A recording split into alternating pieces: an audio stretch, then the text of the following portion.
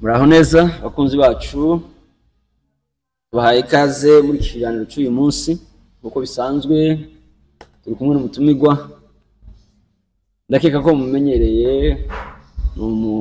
maze kumusangwa muri iki kibanza cyacu ariko ku batamuzi nagira muhoze umwanya muto atwibwireho muncamake hanyuma twinjire mu kiganiro cy'uyu munsi. Murakoze cyane, nitwa Ndori Eli, tuye Kampala, umunyamurenge.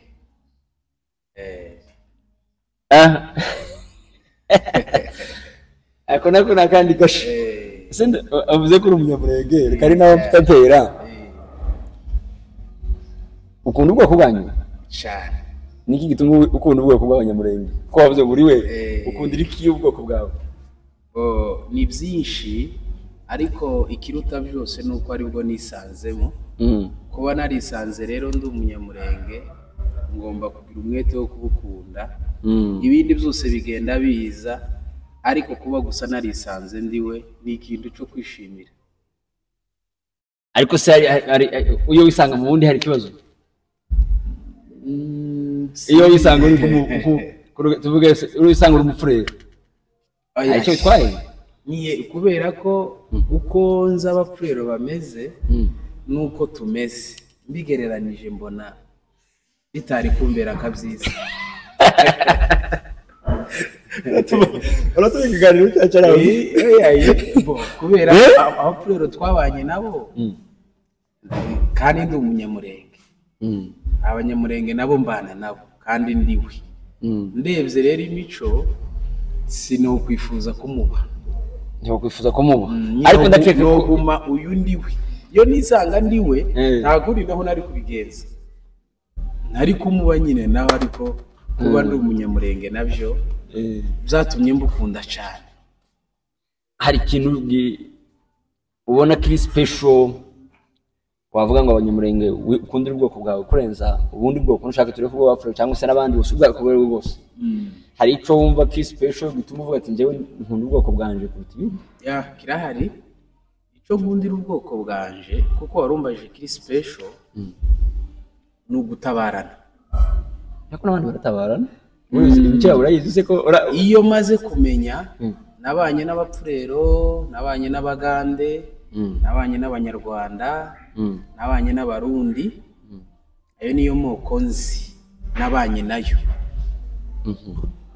Ico mvugiye gutabara tuvuge nk'igihe habaye ibyago runaka cyangwa ikibazo runaka, usanga abanyamurenge babifitemo imbaraga cyane kuruta abandi. Uzi ko ushobora gusanga umuntu, hari uwonje twaganira imwe muri ayo moko wenda ntagumye kurasura, arambwira ngo we murumuna wiwe yaraye muwe rimwe bituma amwirukana. Urumva?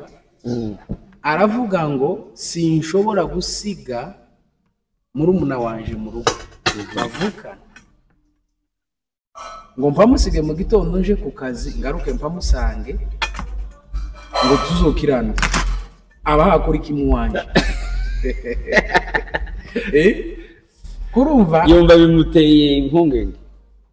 None ndamatse ni ukubera iki ibyo ngibyo? Abwira ati ntabwo twebwe mu mico yacu kibibaho. Umugabo agomba kugera iwawe murumuna wawe niba ageze iwawe iminota 10-20 yambu agahaguruka agataha. Aririrwa iwanje harari yagira gute? Numvaga twebwe umuntu uzi ugenda akamarihinga cyangwa amahinga gusa kubera ko nzi kuri umunyamurenge tutanavukana ukanyakira utarambaza ngo uzutaha ryari ukamaramo iminsi yose ushaka. None se urumva ico ngico atari ikintu gikomeye? Ubwoko bwacu ni ubwoko buza bumenya.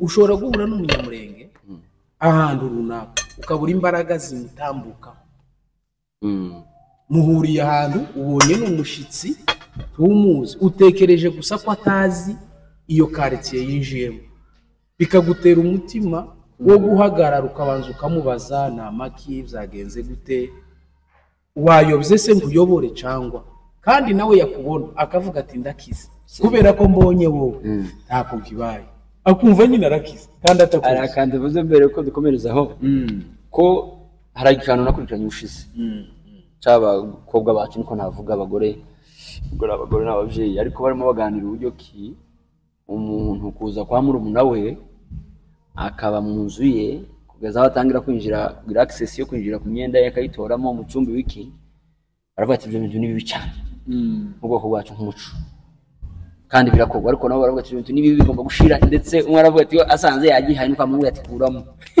uzi ibyo ngibyo byose ko natwe tekereza ko uyu munsi wa none yatwijiyemo ibyo ni ukubera kugenda tuvanga imico ariko iwacu ntibyabagaho urabizi ko ikoti ryari iry'umuhana wose ishakoshi yari iy'umuhana uwaguze ikintu gisha niba ari nje ufite urubanza nije ugitwara urabizi neza ibyo rero bigenda biza ni aya mahanga yandi twagiye dusanga mu gufata imico y'abandi ariko kuvuga ngo murumuna wabuze isimisi iyawe imanitse mu nzu ngo ntayambara ubishize no mu gaciro urumva n'ibintu bigayitse ngira ngo cyane cyo bavuga no kwinjira ngo wasange yayambaye banahure umuhanda batayifite none se wayiguhaye kwiba imanitse n'ubundi hariya ni iki cyiza aho umuntu kugenda yambaye umwenda cyangwa se ihuza ishanyutse indi ngo imanitse mu nzu niya mukuru wawe ntuyikoraho ni ibi twasanze ariko mu by'ukuri mu muco wacu ibintu byari iby'abantu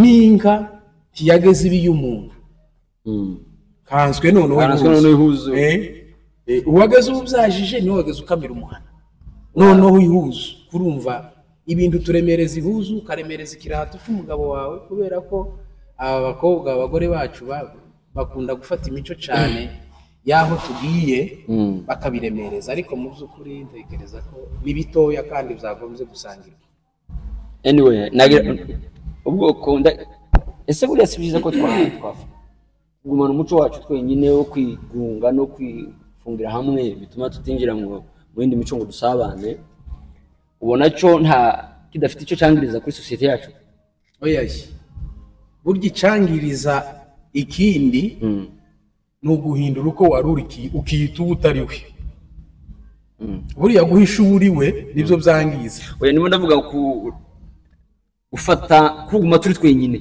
kuko nubwo umuntu yumva yikunze hari igihe akenera ngo umuco we ntawuvanga n'undi ntabe yakunjira mu wundi reka mbivuge gutyo kuguma kuba turi twenyine twifungira hamwe twenyine aho usanga twe gushaka ubundi bwoko biratugora kuba wafata ushaka umukobwa w'umugande hano umukobwa w'umubembe w'umupfurero usanga ari ikintu cyatugoye cyane nta ngaruka byateye ubuzima bwa societe yacu y'Abanyamulenge buriya ahubwo ingaruka zaje mu gihe twabashatse nabigihe badushatse gute kuko iyo usanga gutekereza ko intambara nabwo nubwo wenda tutinjira amateka cyane ngo tuyame ariko ndatekeka ko experience tuyureba n'ibi bibazo dufite kuri none societe yacu ifite kuri none utaraje no kuri ibyo bibazo icyo wari uhereyeho cy'uko umuntu adashobora kwambara ihuzu ya mukuru we cyangwa ya murumuna we ako ni akantu gatoya twasoromye muri uriya muco kera karatugoye kandi kazanwa n'abacu batari muri uriya muco urwo ni urugero ruto nguhaye noneho mbwira uzanye uwo muri uriya muco utemera ko murumuna wawe aba mu wawe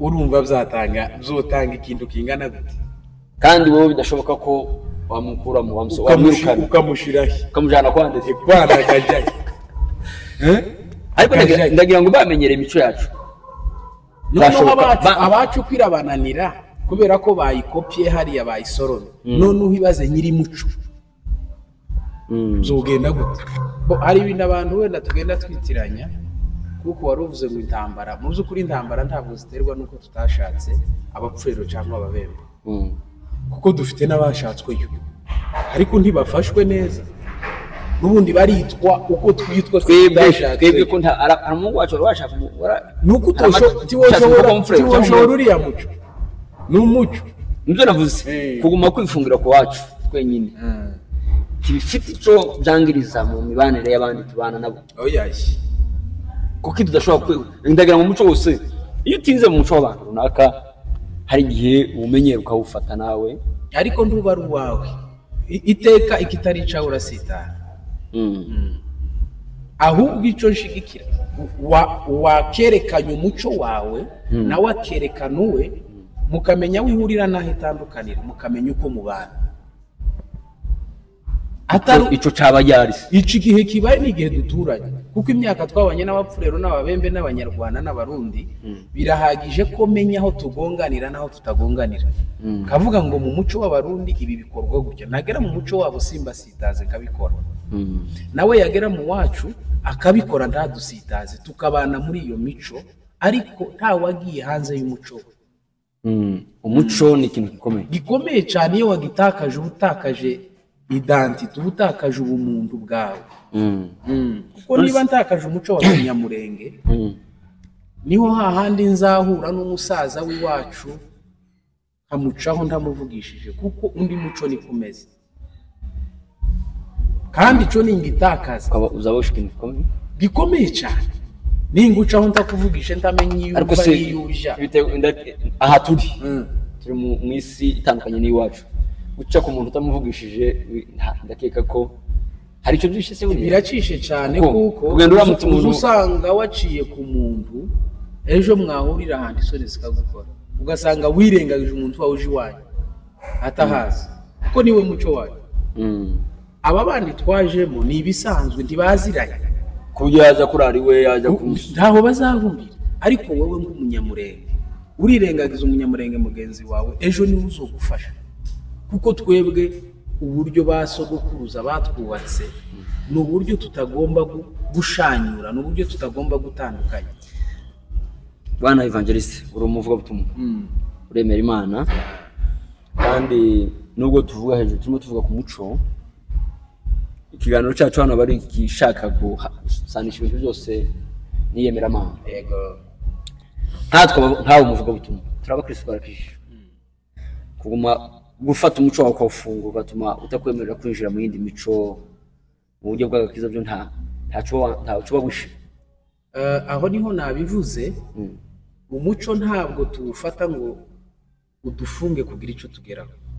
Tugomba gufunguka muri wa muco wacu dufite hanyuma tukinjira mu mico y'abandi tukayimenya ariko tudatakaje umuco wacu mu rwego rw'ivugabutumwa.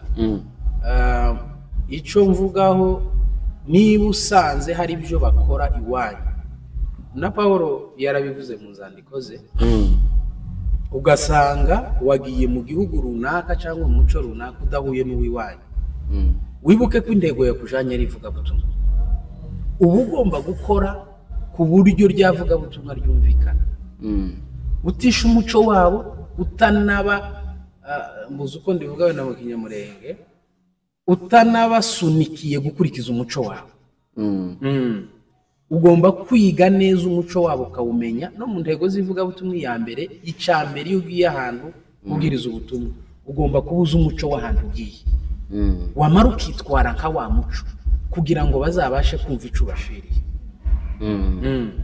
Ndumva rero ko ufite umuco wawe tivyica ivugabutumwa ahubwo igihe ivugabutumwa ripfa ni igihe wowe udakeneye kumenya ivy'undi muco uzi kandi kumenya umuco w'abandi si icaha si ikosa ugomba kuwumenya ugomba kuba muri societe n'ubundi ukawinjiramo se ukawumenya ku buryo utawusitaza nawe udasitaza ico wowe utajya mu muco wawe. Buriya biriya ibyo kurya byo byinshi abantu batariye ntabwo biterwa n'umuco byatewe byinshi nuko abantu batari babizi hari byo bari bazi ariko bakabinena ko usanga impamvu zo kubinena biterwa nabyo n'impamvu runaka abantu bashizeho ariko gipfa kuba atari icaha cyo kurya byose wabirya ntacyo kurya wanena kitakugwa nabi mu nda atari n'icaha ugomba kurya.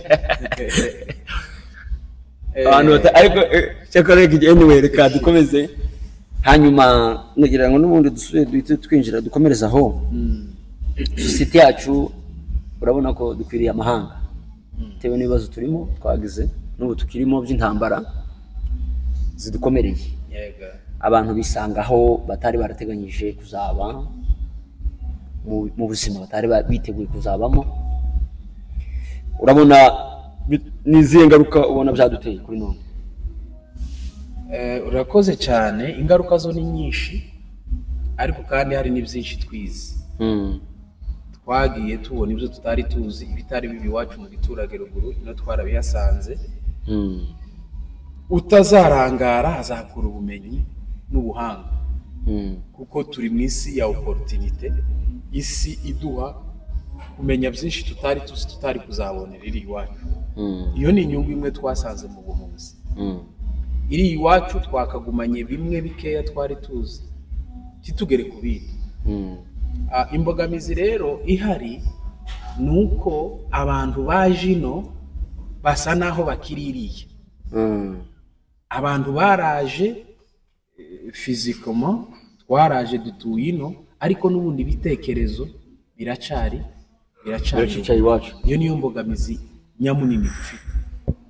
Ni ukuvuga ngo abantu ntibariyakira ko bavuye iwabo. Abantu baracari ko bumva ko bakiri ruguru mu giturage kandi bari mu mujyi. Bityo rero bigatuma batabasha gusanisha ubuzima bw'aho bari n'ibitekerezo.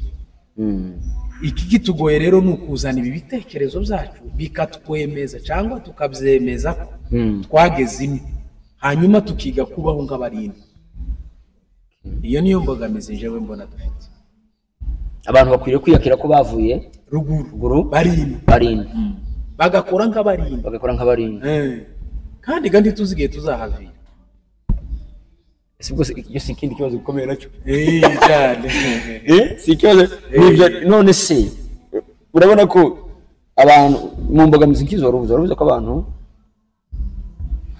bagomba kwiyakira bakamenya ko bavuye iwacu. Cyo ni igisubizo cy'ikemura imbogamizi yo kuba barisanze mu buzima batateganyirije. Hari ibyo tutari twaramenyereye gukora, bategera bitewe n'aho twari twarakuriye, abantu bacu bakuriye n'ubuzima bari barimo. Uyu munsi bibagoye gukora ngo babe bashobora ubuzima burimo, kugira ngo abantu babishobore bakora iki? Buriya gukora bijana na miliye cyangwa ahantu.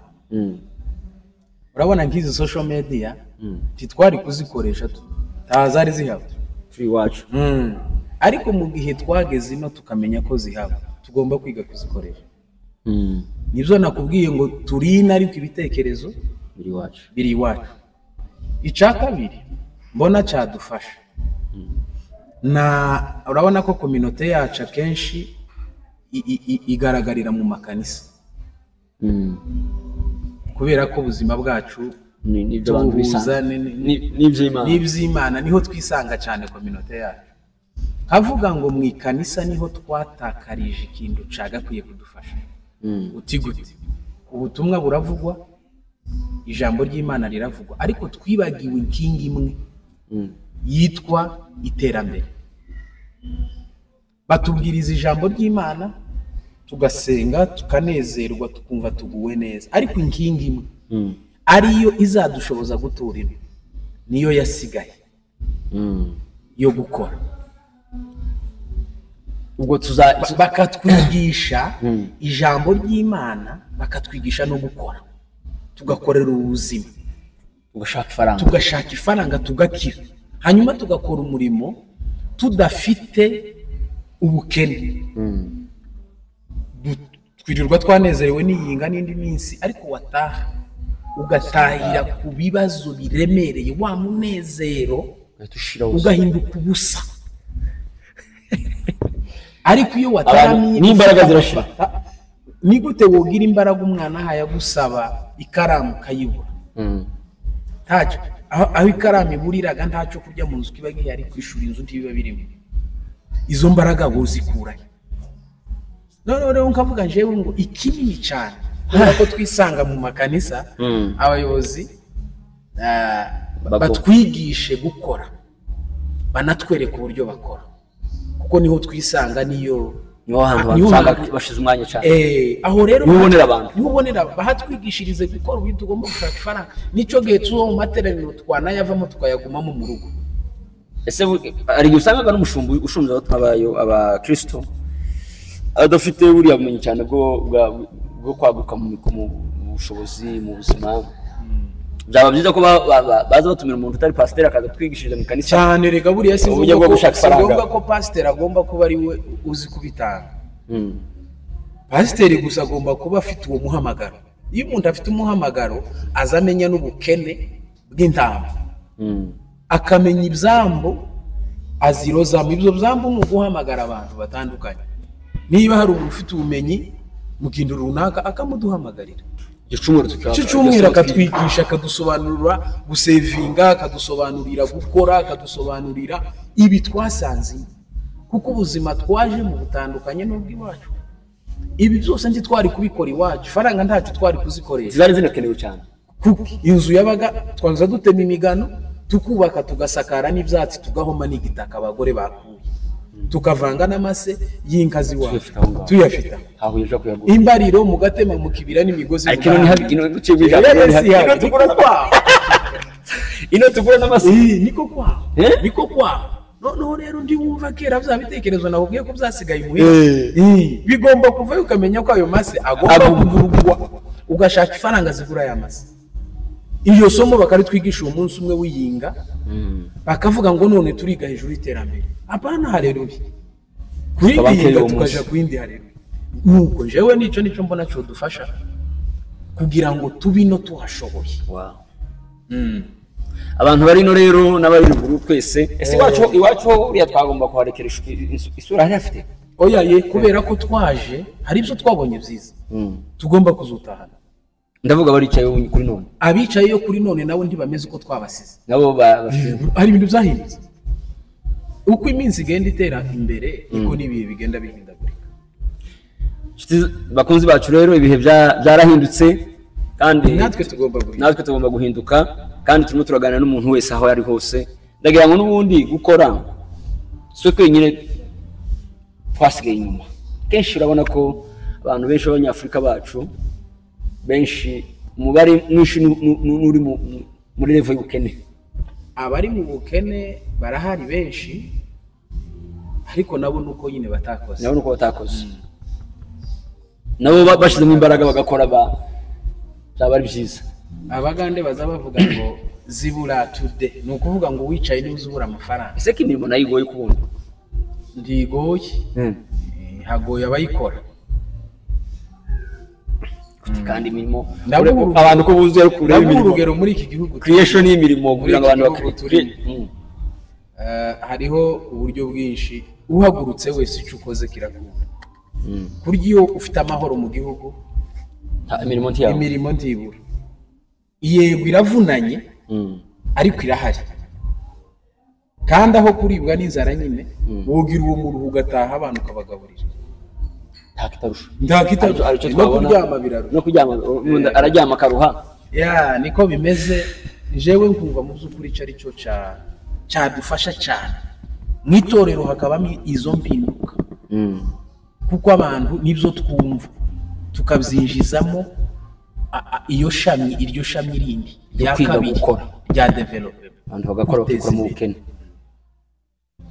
Nibwo tuzokoraga n'amakanisa akomeye tukaza tubona isadaka dutanga tukabona icacumi dutanga abantu bakubaka tukabona uko jewe nze ntekereza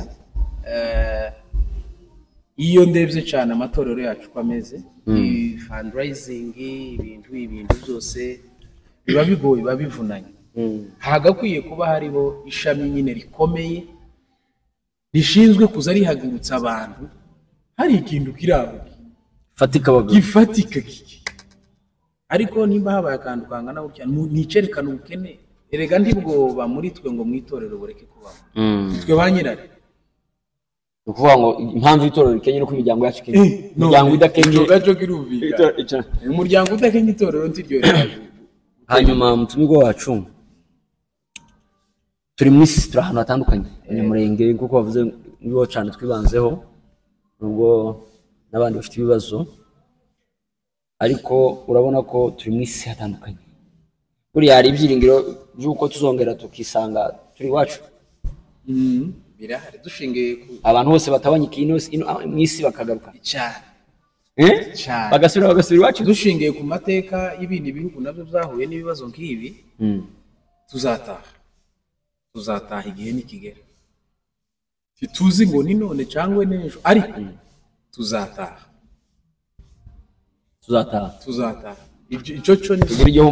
icyo ni ihame iwacu tukahubaka nawe bakamera nk'ukwiye naho tuzahubaka ku rutini kuko tumaze kubona byinshi ubu nyine wo guha ubushobozi ukabona ubushobozi akakubwira ngo kora igikorwa wokora igitangaza n'ahandi bakaguha gusa ubushobozi ukakijana ukagisha iwacu twabonye amahoro wokora igitangaza kuko umaze kubona ibintu byinshi mu maso no mu bitekerezo byaragutse ntiwoshika ngo ukore ka kazi k'umuviriringo ntibikunda